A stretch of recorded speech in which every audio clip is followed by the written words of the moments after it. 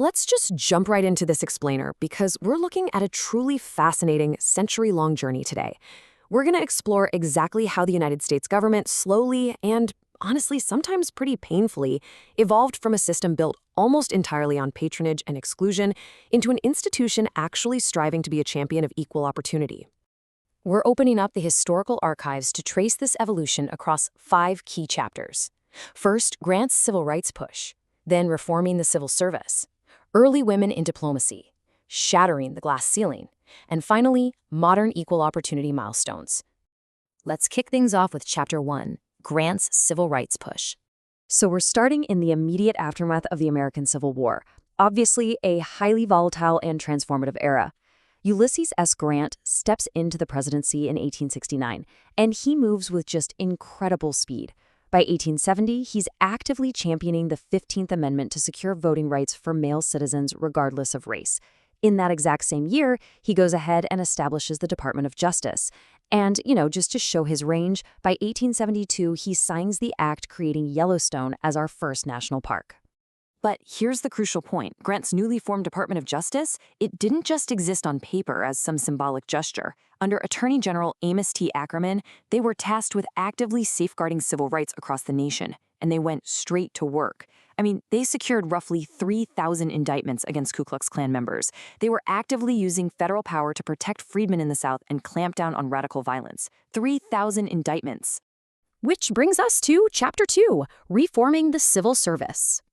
Grant knew he had to clean up the federal government itself, because at the time it was completely plagued by the spoils system, corruption, nepotism, you name it. So, in 1871, he founds the Civil Service Commission, which required standardized exams to eliminate bias in recruiting federal officials. He really wanted an objective process. But, institutional change is hard, right? Decades later, in the early 1900s, parts of the government, specifically the State Department, were actively undermining this. They used highly subjective oral exams to block candidates based on vague things like, quote, personality and tact. It was a deliberate institutional workaround just to maintain the status quo.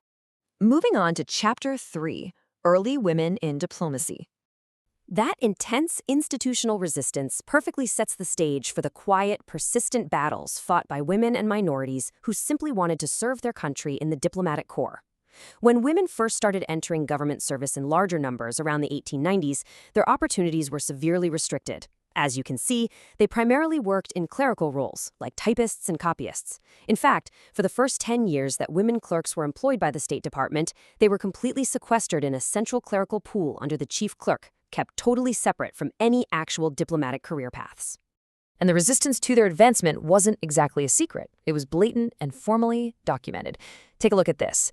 In 1905, examiner Wilbur J. Carr explicitly suggested that the president amend the rules to add women, Negroes, and naturalized citizens to the classes who, quote, could not be certified as eligible. He even noted that the examination board was already using subjective traits, like a lack of manners or poor judgment, to fail candidates they didn't want. Carr basically saw no issue with using those subjective oral exams we talked about to reject candidates based purely on sex, color, or place of birth. But here's the thing. Despite this massive formalized blockade, individual brilliance just couldn't be completely stopped. Take Bertha Karp, affectionately known as Betty. She was literally dubbed the living legend by Secretary of State Dean Rusk. Why? Because she spent nearly 50 years quietly but forcefully climbing the ranks. She started out as a local messenger in Constantinople, progressed to interpreter, then attaché, consul, and eventually became a U.S. political officer in Ankara. An entire 50-year career just proving the system wrong from the inside out. All right, Chapter 4, Shattering the Glass Ceiling. So that relentless pressure from individuals like Betty Karp eventually forced some major cracks in that institutional ceiling, which paved the way for high-ranking, highly visible diplomatic roles. A truly monumental landmark moment arrived in 1951 when Ambassador Eugenie Anderson became the very first woman to sign a treaty on behalf of the United States. She successfully helped negotiate the agreement on Greenland, bringing that critical territory into the NATO defense orbit. Make no mistake, this wasn't just some symbolic appointment. This was heavy-hitting global diplomacy at the absolute highest level. And more pioneers quickly followed, visibly changing the entire face of American representation abroad. You have Ambassador Mari Lucy Jaramillo breaking new ground presenting her credentials in Honduras. And during this same era, trailblazers like Clifton Wharton shattered immense barriers too, becoming the first Black career officer to be named ambassador in 1961. These victories represented a profoundly changing institution, one that was finally stepping out onto the modern stage. Which brings us to our final chapter, modern equal opportunity milestones.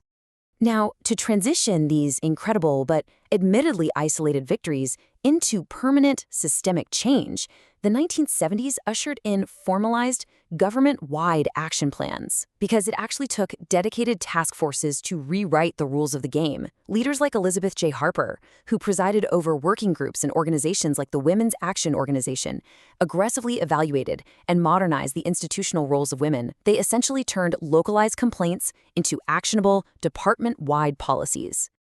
And their push was incredibly effective. They didn't just sit back and ask nicely, they successfully lobbied for the 1971 Action Plan, which mandated actual, concrete targets. Agencies were directed to develop specific plans to attract women for high-level GS-16 and up positions, to significantly increase women in mid-level roles, and to ensure that advisory boards were finally filled with well-qualified women. They were literally targeting the top of the organizational chart. But as we know, true equity is a steep and continuous climb. By 1975, female federal employment had soared to over 600,000, which made up over 42% of the total federal workforce. Huge numbers, right? However, the data revealed a pretty brutal reality. At that exact time, only 1.7% of those women held positions at the GS-13 level or above. To put that into perspective, the door to entry was wide open, sure, but the highest floors, they remained largely out of reach. So looking back at this incredible timeline, from Ulysses S. Grant's aggressive post-Civil War reforms all the way to the grueling diplomatic milestones won by trailblazers in the 20th century, we're left to ponder a pretty critical thought. Have our institutions fully dismantled the barriers of the past, or is the evolution of true equal opportunity still an unfinished, ongoing mission? Thank you so much for joining me on this explainer today, and I really hope this deep dive leaves you wanting to explore even more of this vital history.